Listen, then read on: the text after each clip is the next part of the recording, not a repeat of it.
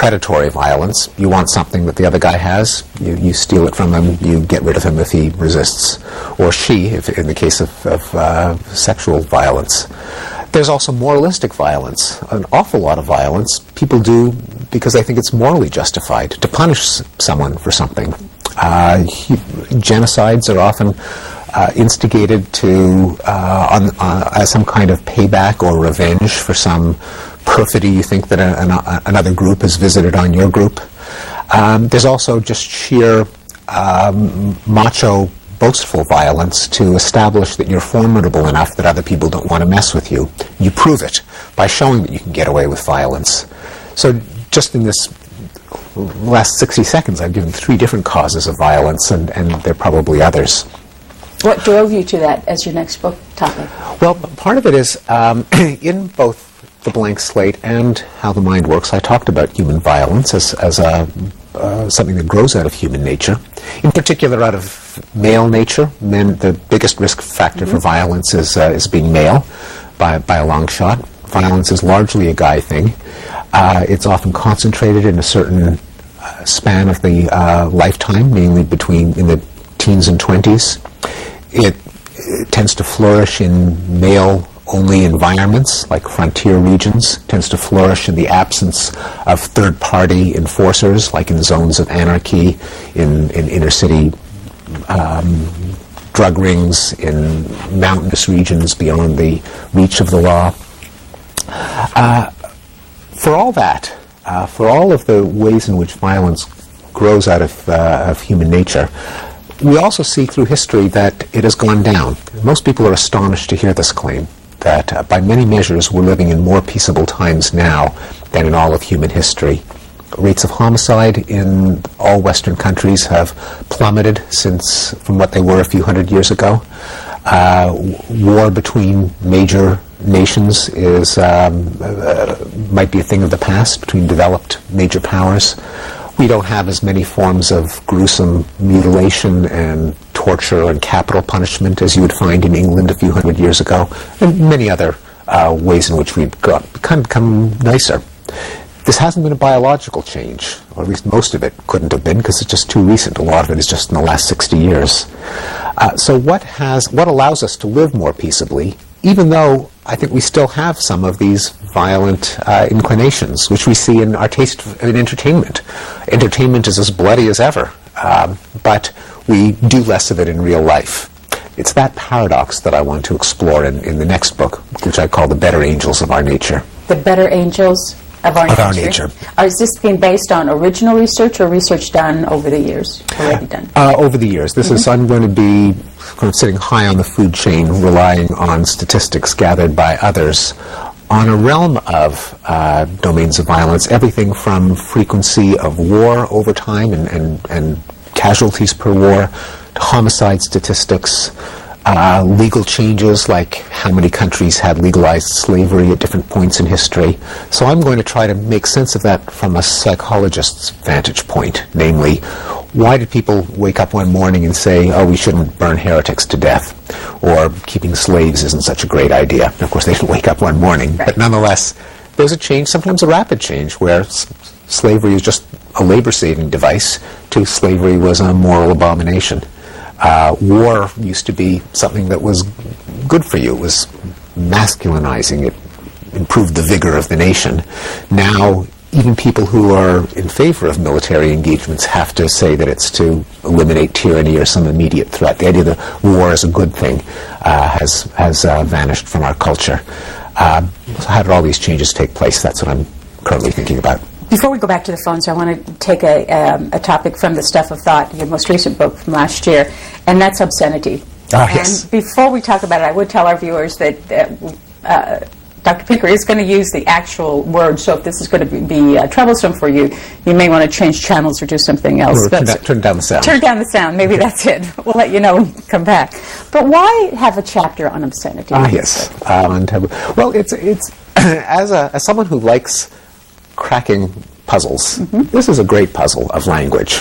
Why are certain words, which everyone has heard a zillion times, why do they give offense? Why are they considered immoral?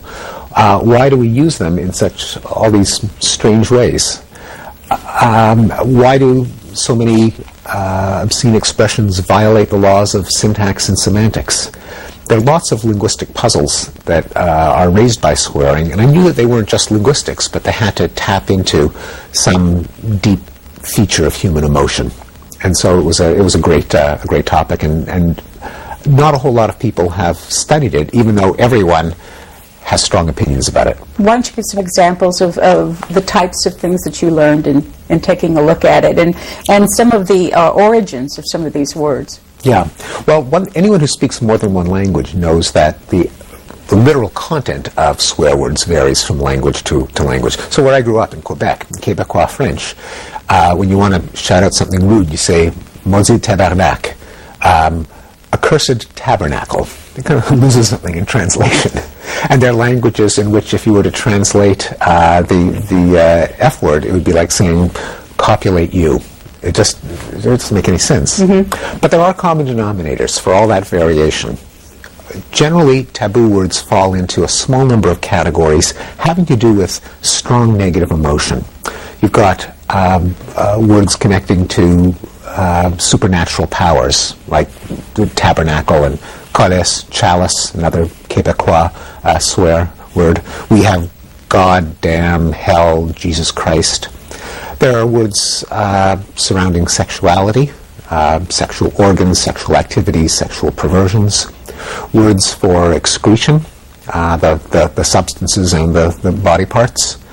Words for death and disease. Now, we don't have any in English that are actually literally taboo, but in Yiddish you can shout out choleria, cholera. In Dutch, one of the strongest curses is get cancer. And even in English, we have a little bit of taboo around cancer. It's not a dirty word, but often in obituaries, it will say so-and-so passed away from a long illness. You avoid the word die, you avoid the word cancer, almost as if they're almost dirty words. And then there are also taboo words for people and classes of people that your culture doesn't like. For cripples, enemies, infidels, despised minority groups, such as the most taboo word in American English today, which is not the F word nor the S word, but the N word. And you can get away with saying all kinds of things, but if you were to use the word nigger, and not as a linguistic example as I just did, but you called someone that, then you could lose your job. Michael Richards, the comedian who played Kramer, his career is almost over because he used the word with some patrons at a comedy club. And when people ask me, have we lost all inhibition against swearing? Because indeed, a lot of words you hear in polite company now that you would only have heard in the locker room 50 years ago. But there are also lines that we still don't cross. We don't care so much about religion, and so saying goddamn is not a big deal. Even sexuality with the sexual revolution is not as taboo as it used to be. On the other hand, race is very, very touchy. Mm-hmm. So Michael Richards got into trouble. Don Imus got into trouble with his comment about nappy-headed hoes, both seen as racist and misogynist. And so gender is another hot button, another third rail. And homophobia. Ann Coulter, who had a reputation for being outrageous to begin with, much beloved by her conservative constituency, but when she called John Edwards a faggot, she crossed a line and she got into trouble. So we still have our taboos, but the sensitivities change with history.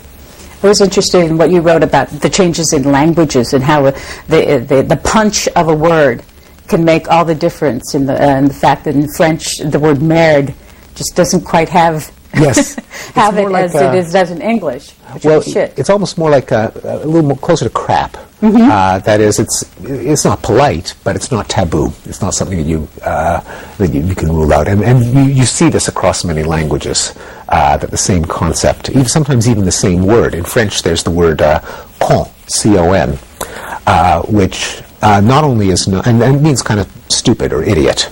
Not only is there is it much more polite than the English equivalent, cunt, but many French speakers are not even aware that that's the origin. And that's what happens with a lot of dirty words. They can become clean as people forget what they originally referred to. And we